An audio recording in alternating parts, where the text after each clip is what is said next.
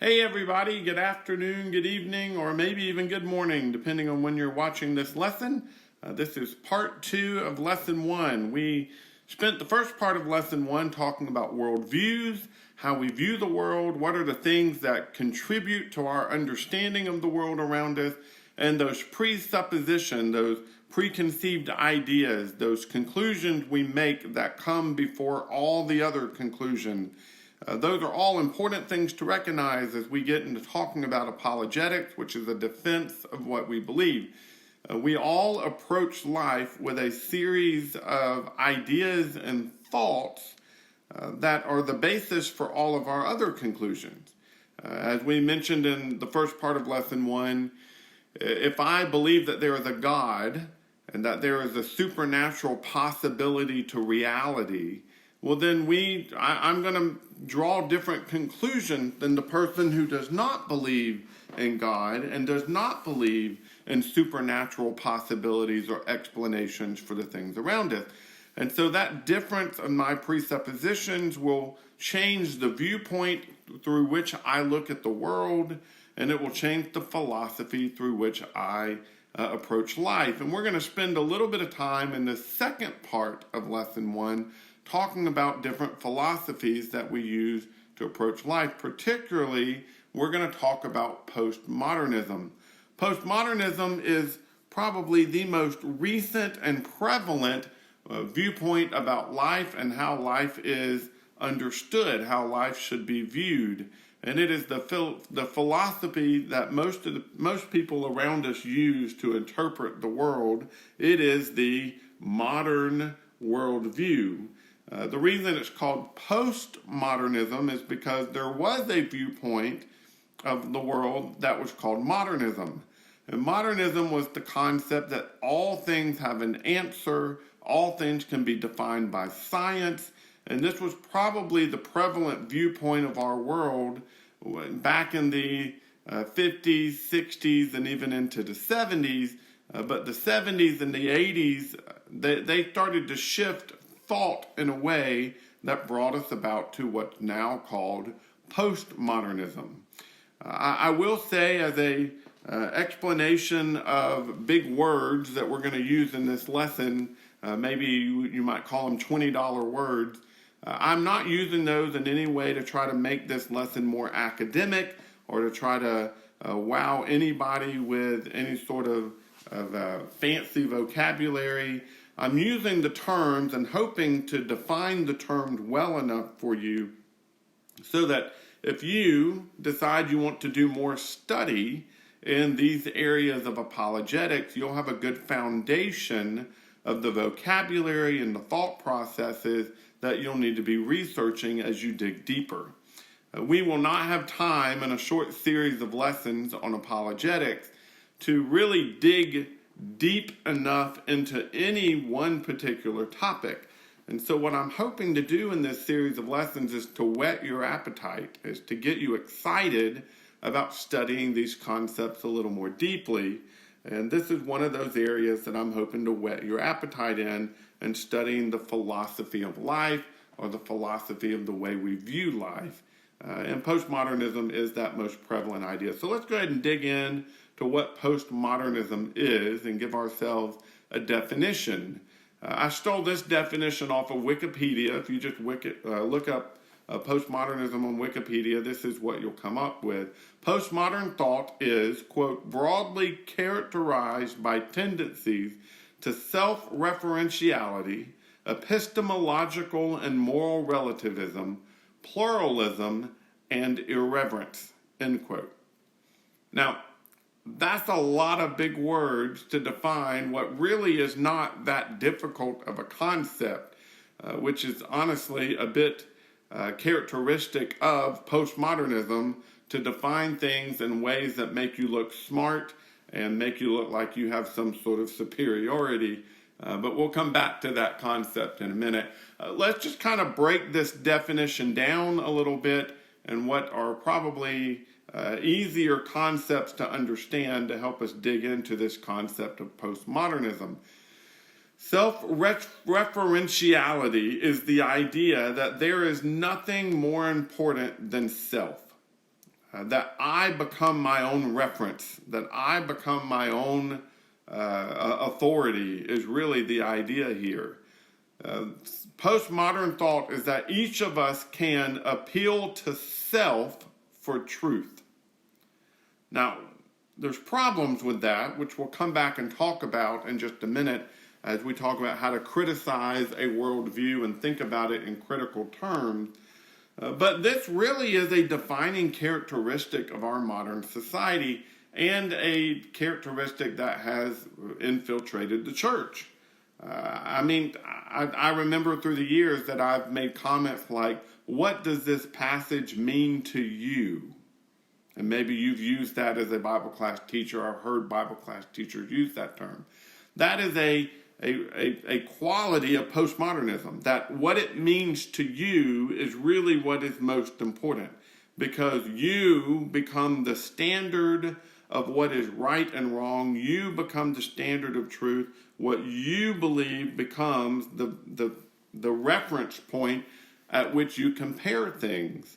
That is a postmodern tendency. That never used to be the way we would talk about things in the past.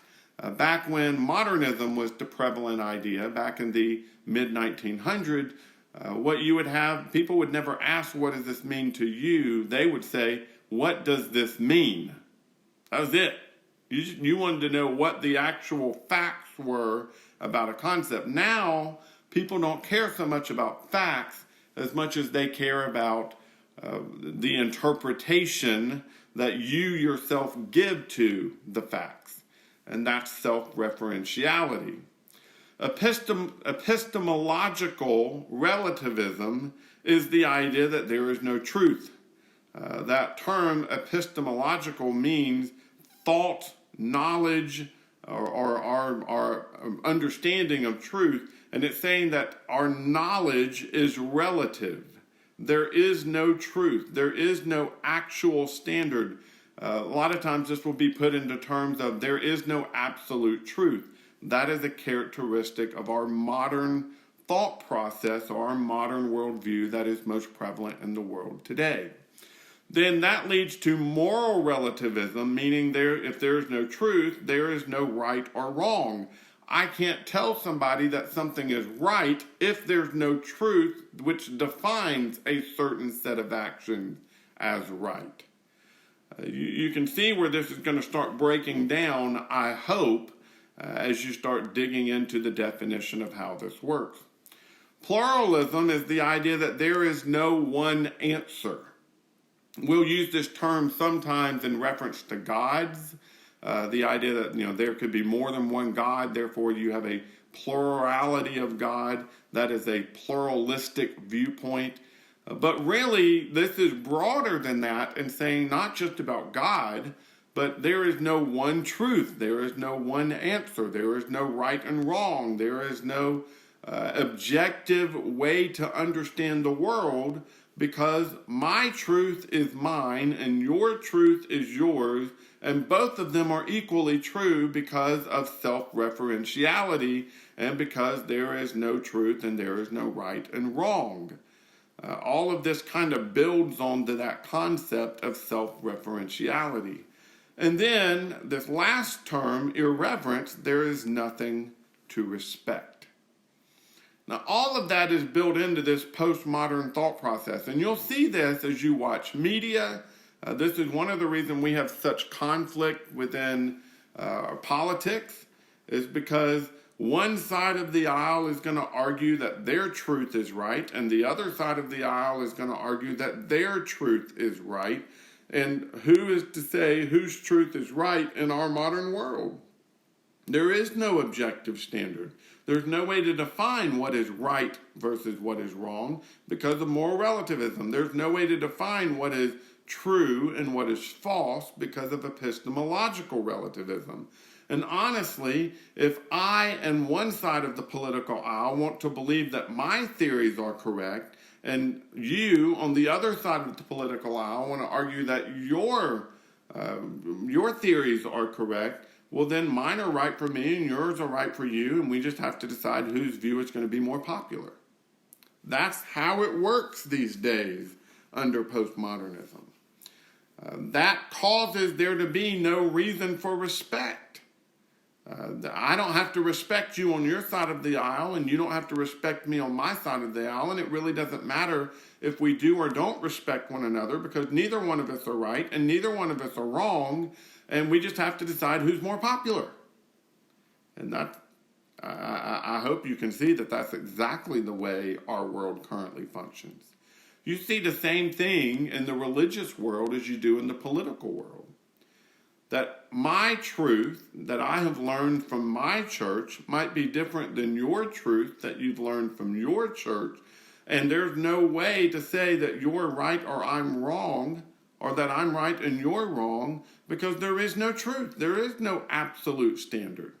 God respects what you believe, and God respects what I believe, and God lets us both be right. Now, we recognize that's not true, but that is what the world is now teaching. And that's why you can have such moral relativism and have same-sex marriage be acceptable. We can have the swapping of genders now be acceptable. We can have a no defining of genders. This started back with a lack of definition of family and what makes the family and what makes marriage. I mean, this is something that the devil has been putting in place for a long time, and I have no clue where in the world he's going to go from here, because I can't imagine it getting more confusing than what it currently is. Postmodernism is in and of itself a somewhat self-defeating idea, which takes us to our next slide, which is how do you criticize a worldview? And we'll do this with postmodernism in a moment, but I want us to at least understand the questions you have to ask of a worldview. First of all, does it contradict itself? Now, that's a problem. If it kind of proves itself wrong by its very premises, well, then it can't be true. Does it correspond to reality? Meaning, I could come up with a wacky worldview that has no bearing on reality whatsoever. What if I were to just choose, based on part of my worldview, that gravity does not exist, and therefore I can just jump off of the back deck whenever I want to, and I'll just float down gently because that's what my worldview says is going to happen? Well, that doesn't correspond to reality. It also doesn't create answers, because there's no truth behind the very premises of my worldview. It's going to lead me to falsehood. It's going to lead me to false conclusion. And instead of bringing me answers that are true, it's just going to bring more confusion. Does it cross cultures? That's important. Meaning, if I am here an American, will my worldview stand for itself just as easily as if I were somebody who had grown up in Europe or in Asia or in Africa? Is my worldview consistent enough and based on enough truth that it works no matter what culture, what government, or whatever situation I grew up in? And will it cause society itself to crumble? There are worldviews that are of such a nature that they'll actually cause just there to be absolutely no society. If my worldview is so selfish that it causes every person in our society to pursue their own will, no matter what, well, then that society is going to crumble. And that's going to be a problem. So if we go back to the concept of postmodernism, which if we're really going to just boil it down to two main premises, it's that there is no absolute truth.